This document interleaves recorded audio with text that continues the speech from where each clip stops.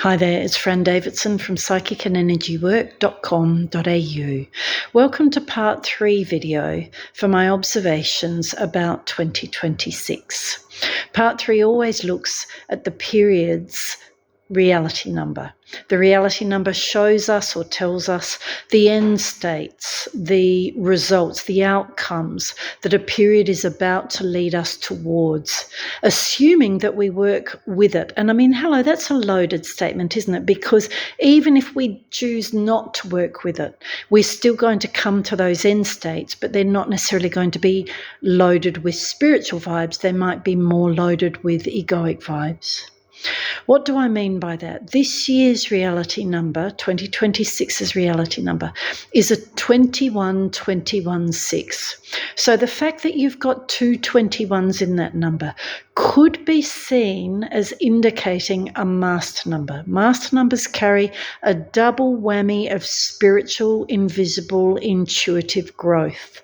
That doesn't necessarily mean that they're horrible. Sometimes it can be, but it's more that this is a potent year. Now, I've already said that in my first 2 videos. To have a year that is 2026 10-1, that's a master number. To have a year that has an MO of 95-5 tells us that stretching, daring, growing beyond what we possibly think we can manage is part of the agenda this year. In other words, maybe a bit superhuman at times. And then we have 21216 as the reality number. So 6 again is love. 6 is peace. 6 is harmony. 6 is, oh my goodness, life's good. Feels good. Feels nice. It's authentically nice. Yeah. And I don't mean nice as a superficial or, empty state, but more nice as in I really resonate with that. That really sits well. Life fits, life makes sense, life's good. All numbers point to that level of feeling as an attainment, assuming we dare to embrace it on a spiritual level. 2021 though, because there's a 2 and a 1. 1 is the time when we discover ourselves in private. Therefore, on one level, it's the time when, the chick is in the nest and hasn't left it yet. So the chick is sort of spending its time looking at the world and the sky and sussing out what the nest is made of and just like, oh my goodness, this is what hunger feels like. Oh my goodness, this is how I feed myself. All of those sorts of things. So 1 is a period that helps us get used to ourselves all over again to a new degree as a value add, as a positive and as a positive reason for being here. 2 then dares us, invites us, pushes us out the door with all of that awareness, irrespective of how much it is, pushes us out the door to mingle. In other words, 2 is the phase when we take our self-knowledge, our awareness of ourselves. We take that live. And we discover through that, through bumping about, through mingling, through being rejected and or accepted, through getting it right and getting it wrong. 2 is the phase that helps us tweak what we discovered in 1 in a way that now I really fit. Now I'm hanging out with the right crowds, or now I'm positioning in a way that enables interaction, enables cohesion, enables peace. So 2121, in a sense, therefore, suggests a time that is a do-si-do between moments of turning inwards, reflection, and also moments of going live.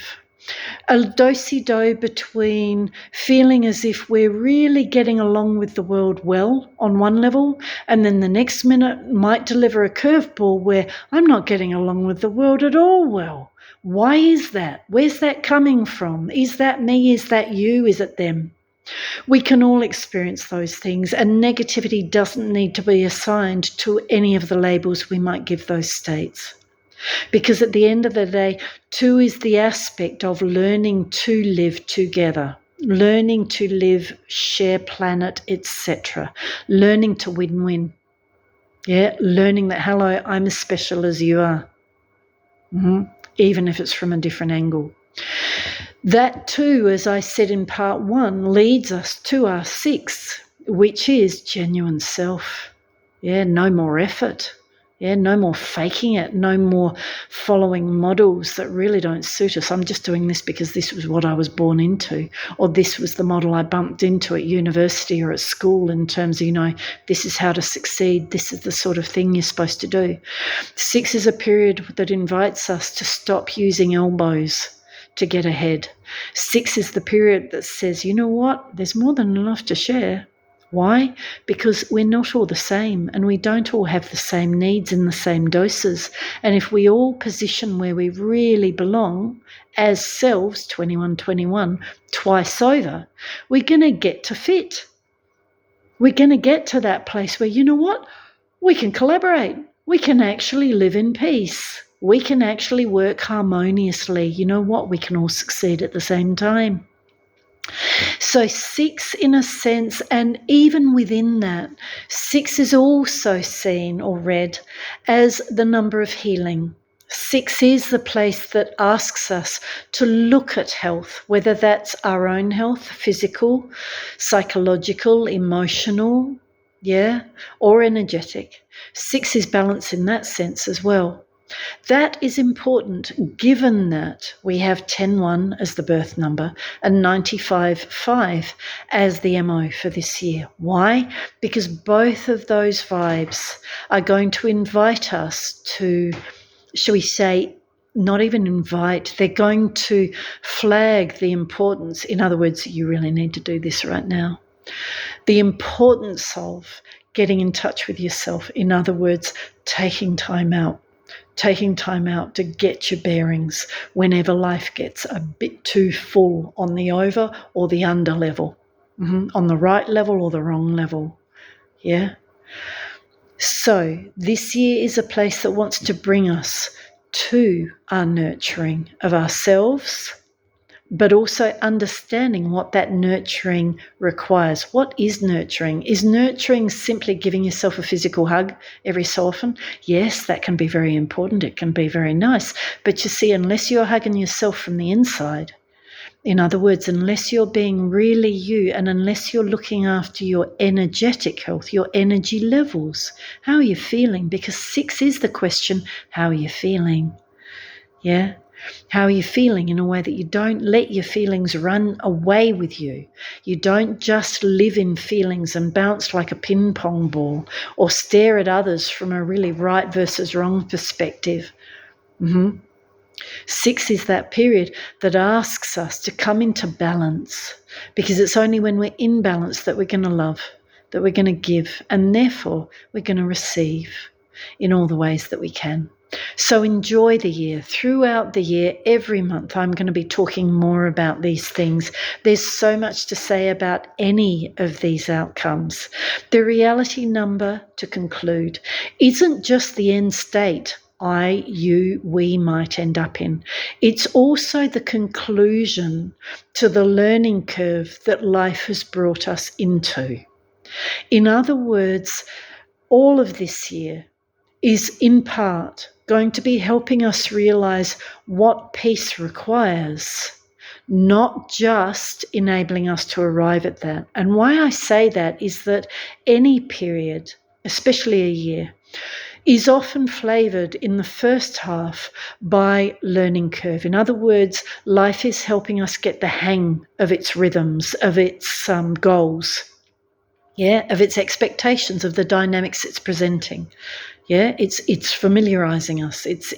And therefore the first half of a year can often be the time that feels most unknown, most out of control, most like, hello, I'm having to do this stuff, but I really don't get it, or it's really frustrating me.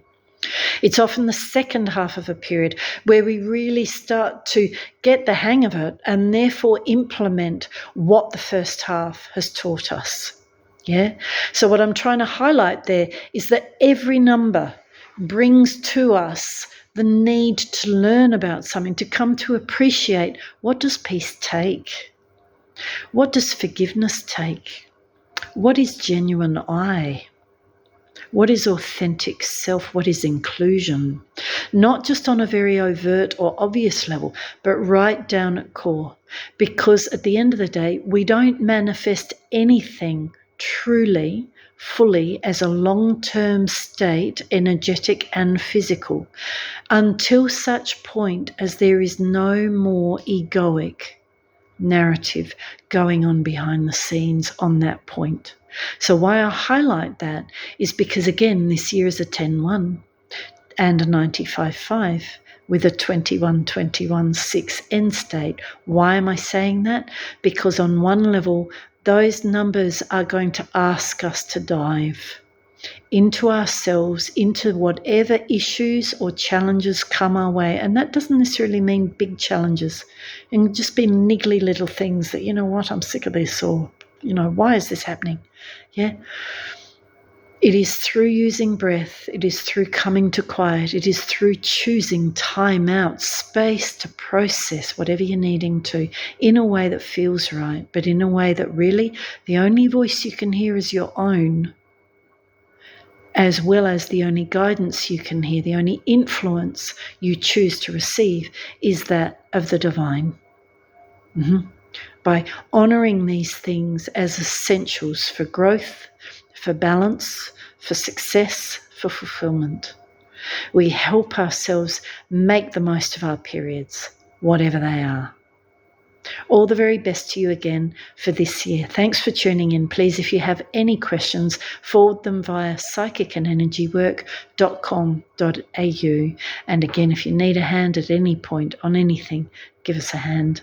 Bear with me. Get in contact so I can give you a hand. Travel well. Take good care. Have a good year.